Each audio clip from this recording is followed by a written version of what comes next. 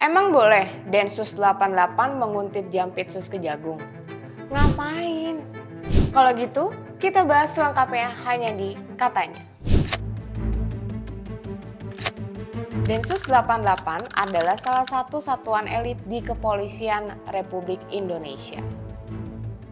Kiprah satuan ini tidak perlu diragukan lagi dalam berbagai upaya pemberantasan terorisme di tanah air.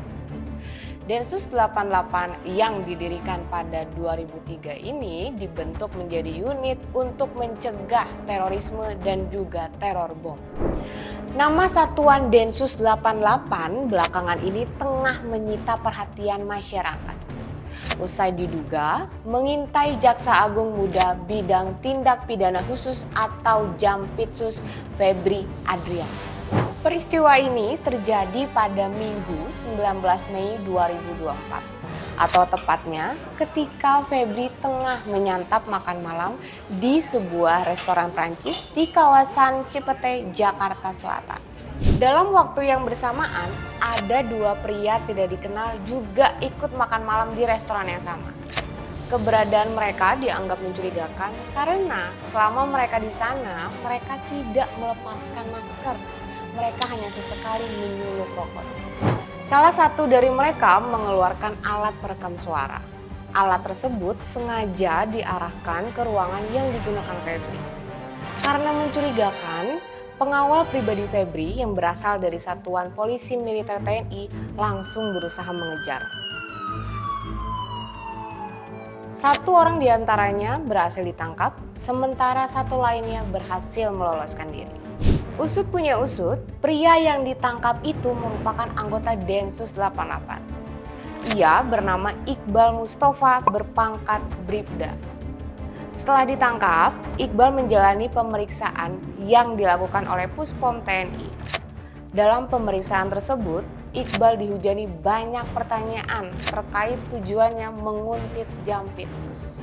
Yang jadi pertanyaan, kok bisa ya Densus 88 menguntit Jampitsus Kejagung? Kan dua-duanya sama-sama penegak hukum. Apalagi Densus 88 ini erat kaitannya dengan pemberantasan terorisme. Jangan-jangan enggak gitu. Kalau kita telusuri, Densus 88 memang bertugas untuk memberantas terorisme. Artinya, pengamat bidang keamanan dari Center for Strategic and International Studies Niki Fahrizal mengatakan telah terjadi penyalahgunaan tugas yang dilakukan Densus 88 berdasarkan Undang-Undang Nomor 9 Tahun 2013. Sebab satuan elit Polri ini dibentuk untuk keperluan penanganan terorisme. Insiden Jampitsus dibuntuti Densus 88 menjadi tanda pasukan anti teror ini bergerak di luar mandat. Nah, kalau misalkan diperuntukkan di luar dari mandat yang ada di dalam hukum, ya menurut saya ya itu sudah bukan peruntukannya untuk apalagi untuk memata-matai penegak hukum lain. Seperti itu, yaitu salah satu jenis penyalahgunaan jabatan, penyalahgunaan wewenang.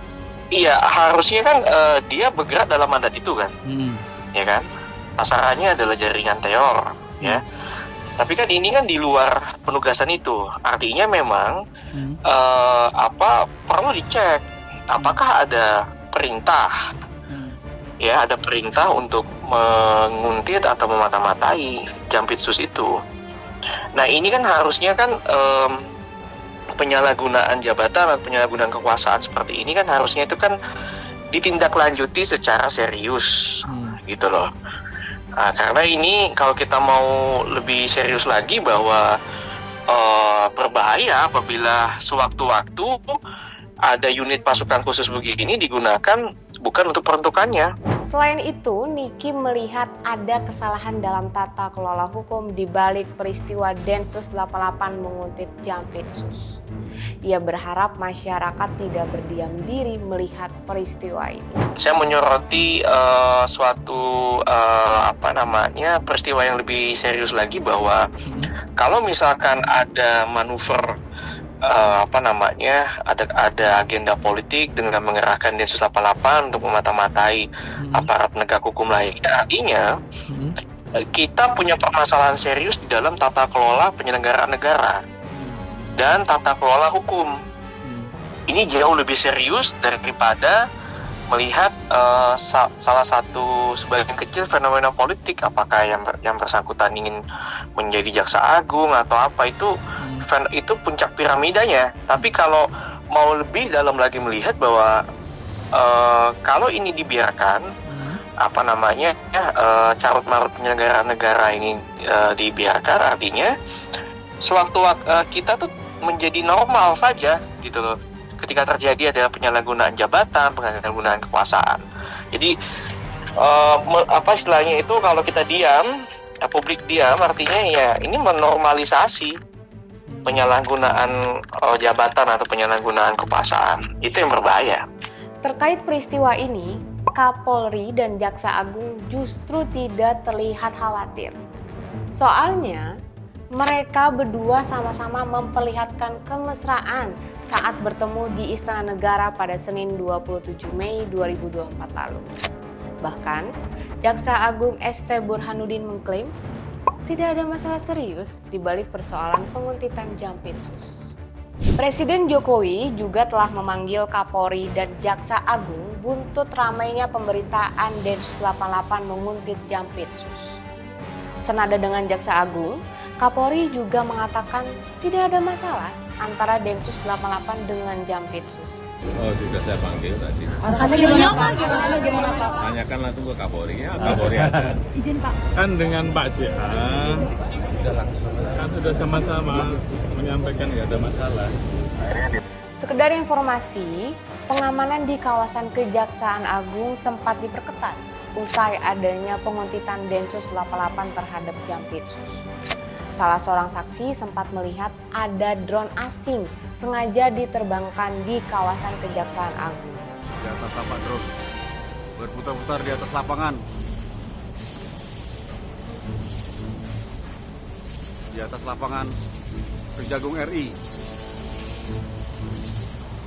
Bukan hanya itu saja, sekelompok anggota BRIMOB menggunakan sepeda motor sengaja konvoi mengitari gedung Kejaksaan Agung.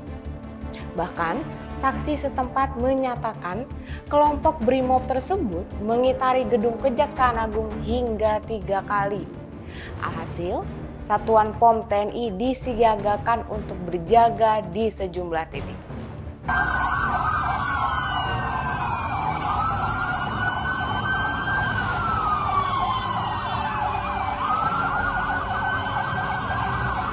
Akan tetapi pengamanan di Kejaksaan Agung itu kembali normal pada Senin 27 Mei 2024 atau tepat setelah adanya pertemuan Presiden Jokowi, Jaksa Agung, dan Kapolri. Peristiwa ini menyisakan banyak pertanyaan. Patut kita nantikan alasan sebenarnya mengapa Densus 88 menguntit Jampitsus hingga menyeret pasukan BRIMOB bak menebar teror di lembaga Adiaksa. Tanda tanya di pikiran kita harus mendapatkan jawaban. Jangan sampai kasus ini selesai begitu saja di meja istana.